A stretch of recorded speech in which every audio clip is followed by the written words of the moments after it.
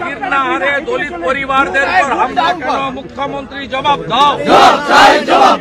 সাঁইথিয়াতে দলাইপাড়ায় হামলা কেন? মুখ্যমন্ত্রী জবাব দাও। তফসিলিদের উপর হামলা মানছি না, মানব না। তফসিলিদের উপর হামলা মানছি না, মানব না। এই সাঁইথিয়ায় দলাইপাড়ায় আক্রমণ মানছি না, মানব না। এই নন্দকুমারে দুজন হিন্দু ছেলের মাথা ফাটলো কেন? জবাব চাই, জবাব দাও। এই তমলুকের নীলতলাতে হসপিটালে কেন? জবাব চাই, জবাব দাও। হিন্দু বিরোধী সরকার, দূষণ রাজের সরকার, মুসলিম লীগ সরকার, এই হিন্দু স্বার্থে বিজেপি লড়ছে, লড়বে। দুনিয়ার হিন্দু, দুনিয়ার হিন্দু, বাংলার হিন্দু, বাংলার হিন্দু। দোল পূর্ণিমায় হামলা মানছি না, মানব না। দোল পূর্ণিমায় হামলা মানছি না, মানব না। বীরভূমে তফসিলিদের উপর হামলা কেন? মুখ্যমন্ত্রী জবাব দাও। দলাইপাড়ায় হামলা কেন? মুখ্যমন্ত্রী জবাব দাও। ধারা 163 কেন? মুখ্যমন্ত্রী জবাব দাও। ইন্টারনেট পরিষেবা 14 তারিখ থেকে আজ পর্যন্ত বন্ধ কেন? মুখ্যমন্ত্রী জবাব দাও। অবিলম্বে বিধানসভায় এসে বিবৃতি দিতে হবে, দিতে হবে, দিতে হবে। Bye bye bye. বন্দে মাতরম।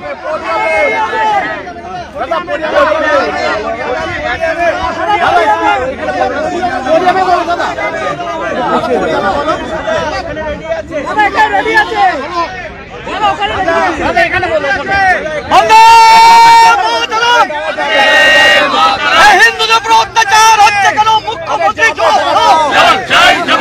দিকে দিকে হিন্দুদের উৎখাত করা হচ্ছে কেন? মুখ্যমন্ত্রী জবাব দাও। দিকে দিকে মন্দির ভাঙা হচ্ছে কেন? মুখ্যমন্ত্রী জবাব দাও। আপনারা জানেন যে ভারতীয় জনতা বিধানসভা চলাকালীন রাজ্যের আইন শৃঙ্খলা অবনতি, নারী নির্যাতন, হিন্দুদের ধর্মীয় কাজ করার ক্ষেত্রে সংবিধান সব ধর্মকে অধিকার দিয়েছে, কেবলমাত্র হিন্দুদের উপরে কেন বারে বারে আক্রমণ? সাঁইথিয়ার 5টা গ্রামে 14 তারিখ থেকে ইন্টারনেট পরিষেবা বন্ধ। আপনারা কেউ ক্যামেরা নিয়ে যেতে পারেননি ওখানে। ধারা 163 এর উত্তর মুখ্যমন্ত্রীকে বিধানসভায় এসে দিতে হবে। কোন সোমবার পুলিশ দপ্তরের প্রশ্ন উত্তর হয় না এবং 20 তারিখে বাজেট অধিবেশন শেষ হবে।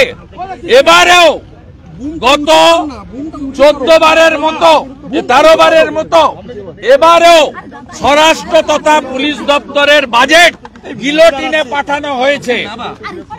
এই বিধানসভায় মুখ্যমন্ত্রী এবং তার সরকারের যে দায়বদ্ধতা তারা মানতে রাজি নন। বিধানসভাকে প্রহসনে পরিণত করেছেন, আমাদের একাধিক এমএলএ কে সাসপেন্ড করেছেন। আমরা ভিতরে এবং বাইরে সমানে প্রতিবাদ চালাবো। ক্যামেরা নিষিদ্ধ ভিতরে, তাই প্রত্যেক দিনই রাস্তায় এসে জনগণের কাছে আমাদের কথা বলতে হচ্ছে।